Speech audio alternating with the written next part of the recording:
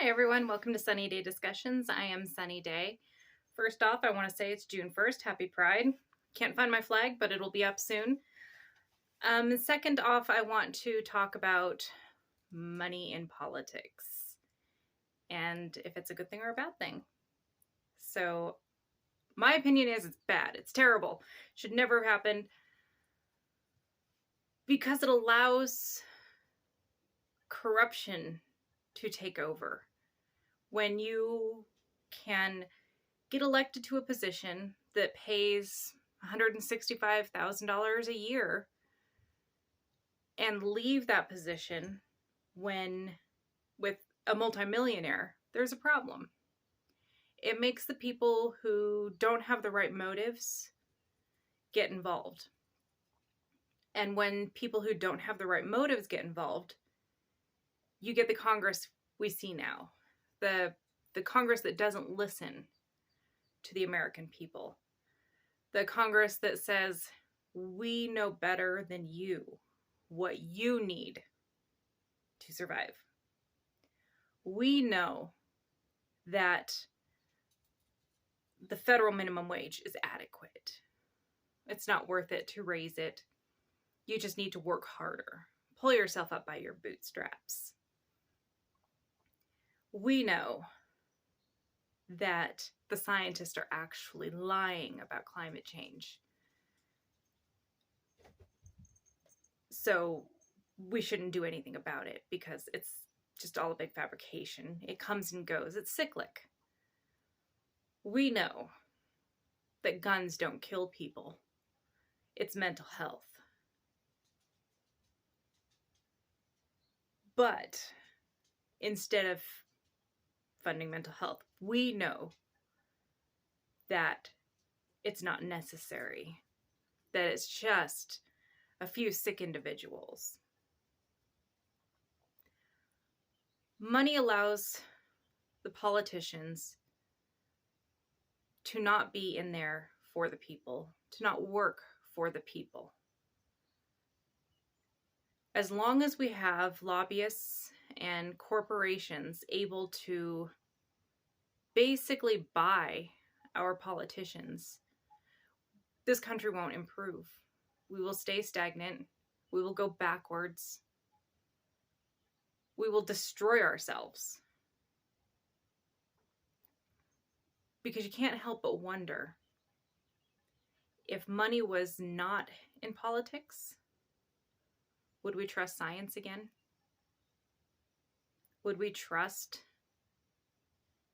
that the scientists who have studied this and have gone to school for this their whole lives, would we trust them when they say our climate's in danger and we can do something about it? Would we trust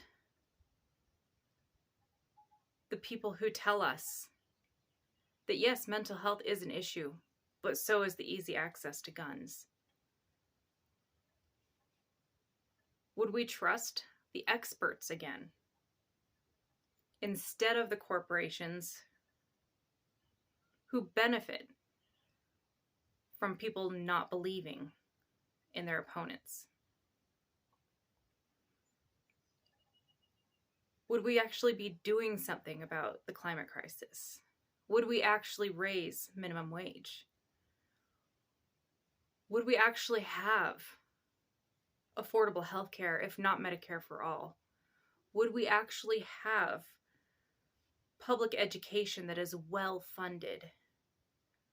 Would we have well-rounded children who can go to school and be safe and learn?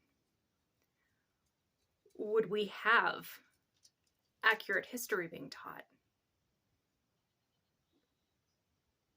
That's all a big question, because money is in politics.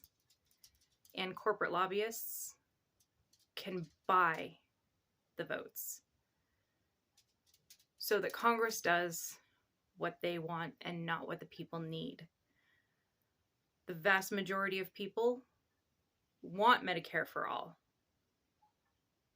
But politicians are saying no, it's just not possible. We can't do it.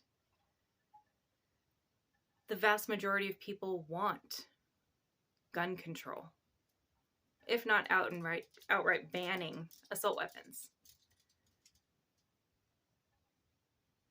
But Congress, well, at least a certain side of Congress, nah, our Second Amendment rights are more important. Would we have members of Congress that would actually fight for the people?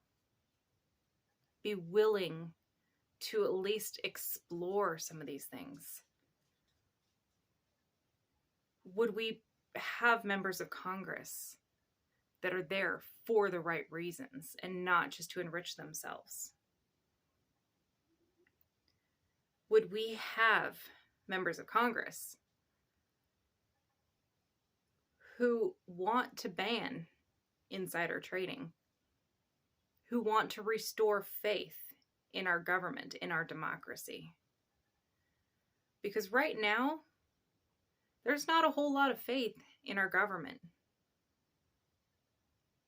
Even the party that says they're pro-democracy and for the people, the Democratic Party, they're opposed to universal health care. There is a large section of the community, of the country, that makes too much money to qualify for Obamacare, but not enough money to pay for insurance on their own, medical insurance. What about those people? They get forgotten.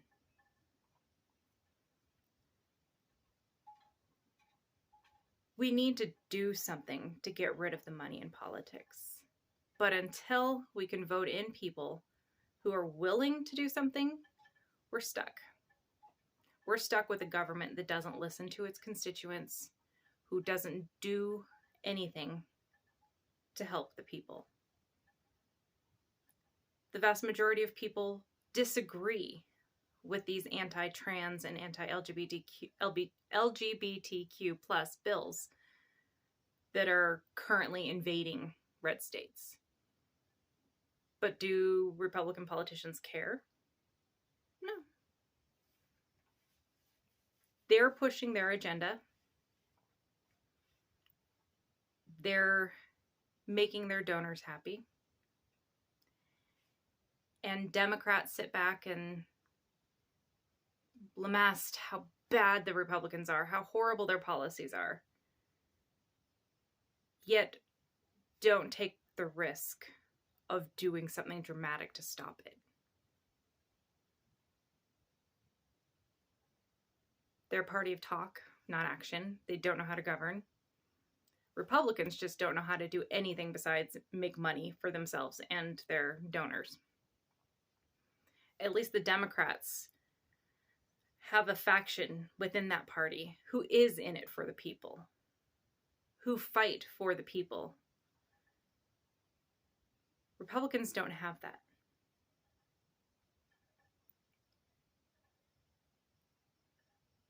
Republicans claim to be small government, yet they're advocating for the biggest government there is. Government that has a say in what people do with their bodies. Government that comes between educators and their students. Government that comes between doctors and their patients. Government that comes between parents and their children. Would they be willing to go to this extreme if they didn't have the big donors behind them, the evangelical churches, the mega churches that support all of these hateful bills and ideals and legislation? Probably not. The people who are in it for the money are the wrong people to be in Congress. But that's who is being enticed to run for Congress. Because you make money. You have donors. There's very lax campaign finance laws. There's ways to work around any sort of bylaws that say you can't use your campaign funds for this certain thing. Obviously, it goes all the way up to the top. Look at the Supreme Court. There is no faith in the Supreme Court anymore. And there's no faith in members of Congress because they're not willing to do something to stop the money in politics. They're not willing to stop insider trading. Democrats and Republicans alike. They're not willing to stop corporate lobbying because it benefits them. And until we as a country wake up and see that the government's not in it for us, at least not most of them, and vote them out, we're just going to keep going backwards. We're just going to keep going downhill, and it's going to allow more and more corruption to happen. So, like I say all the time, vote, no matter how big, how small, how insignificant the election. Vote, because your vote does matter. That's all I have to say for that. If you like the videos I do, take time to like, share, subscribe, and I'll see you next time.